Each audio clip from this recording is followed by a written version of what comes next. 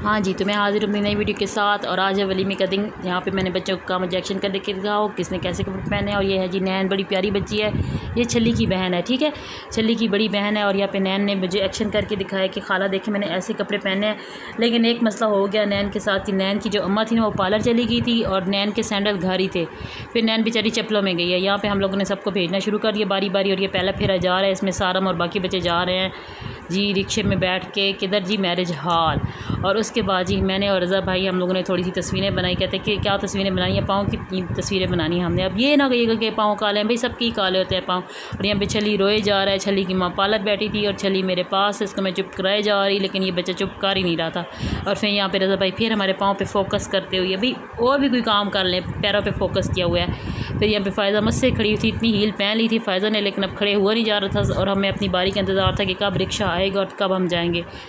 लेकिन यहाँ पे एक और रोला हो गया, क्योंकि जो फ़ारस था ना वो बहुत ज़्यादा रो रहा था और उसके माँ पार्लर में थी। फ़ारस सालम का सबसे छोटा भाई है।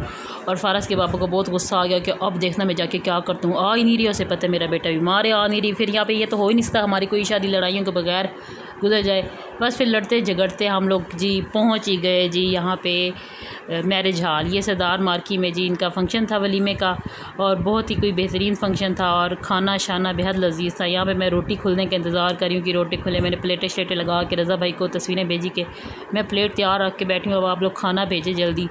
तो फिर जी वहाँ से जैसे ही देखें खुली तो रज़ा भाई ने मुझे साथ ही तस्वीरें भेजना शुरू कर दी कि भाई डिशों में लग गया खाना, ना टेंशन लो, अब खाना आ रहा है टेबलों पे। फिर थोड़ी मेरी जान में जान है कि खाना आएगा।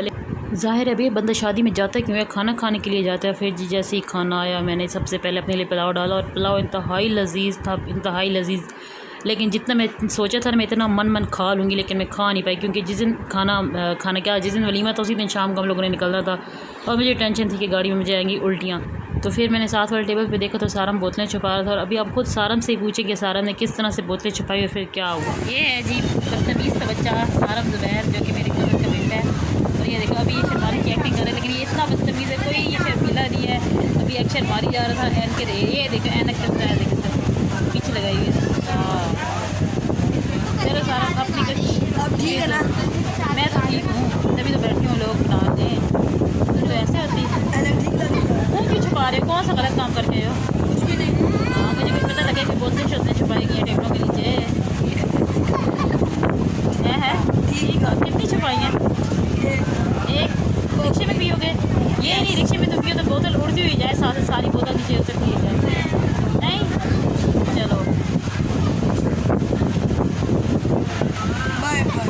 और फिर जी यहाँ पे सारम पोज दे रहा है। सारम की पता है क्या प्लानिंग थी? सारम मुझे इधर कह रहा था कि खाला आपको पता है कि मैंने ये ऐनक कहाँ से ली? मैंने कहा नहीं मुझे नहीं पता। कहता मैं गया हूँ वॉशरूम में मुँह धोने के लिए, वॉशरूम में ऐनक पड़ी थी, मैंने उठा लिया, अब मैं स्टाइल मारूँ। मैंने कहा गुड, बड़े अच्छे बच्चे हो, वेरी गुड, स्टाइल मारो। फिर इसने और क्या किया था, इसने एक बोतल छुपा भी ली थी ना, टेबल के नीचे रखी। मुझे कहता है हम लोग बाद में रिक्शे में पिएंगे। मैंने कहा ठीक है भाई पी लो।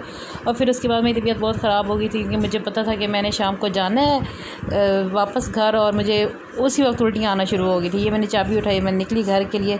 मिलेंगे आपसे अगली वीडियो में, तब तक मेरे चैनल को लाइक करें, सब्सक्राइब करें और शेयर करना ना भूलें।